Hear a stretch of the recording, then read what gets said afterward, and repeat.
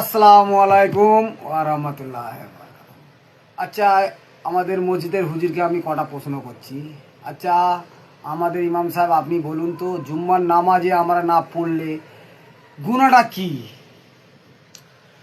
হ্যাঁ, এ বিষয়ে আল্লাহ রসুল সাল্লাহ সাল্লাম বলেছেন, সহিহ মুসলিমের হাদিসের মধ্যে এসেছে, অধ্যায়ের নাম কিতাবুল মাসাজিদি ও মাওয়াজিস সালাত, হাদিস নাম্বার 652।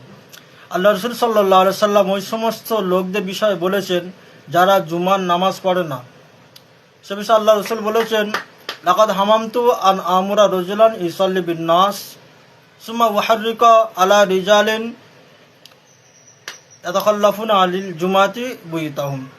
হাদিসের অর্থ হলো, যারা জুমার নামাজ পড়ে না, ইচ্ছাকৃত ছেড়ে দেয়, আমি নবী, আমার মনে হয় আমি যেন এই জুমার নামাজের দায়িত্ব অন্য কাউকে দিয়ে দিই, এবং যারা জুমার নামাজ পড়ছে না তাদের বাড়ি গিয়ে আমি তার সহ তার ঘর জ্বালিয়ে দিই।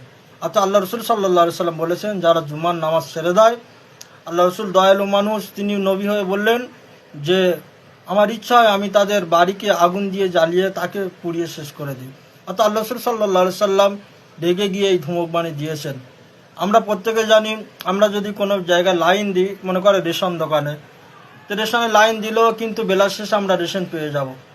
কিন্তু যদি লাইন না দিই তাহলে আমি কোনোদিন রেশন পাবো না। আল্লাহ রসুল সাল্লাহ সাল্লাম আমাদেরকে কিয়ামতের দিন শাফাত করবেন, কিন্তু আল্লাহ রসুল সাল্লাহ সাল্লাম যদি এরকম ধমক বাণী দিয়ে দেন, তাহলে কি মনে হয় আল্লাহ রসুল আপনাকে শাফাত করবে? শাফাত করবে না। আর কিছু বলার আছে? হ্যাঁ, আর যারা জামা, এটা তো আপনি যেটা বললেন এটা তো ভুল বললেন, এটা তো জামাতের নামাজের জন্য তো।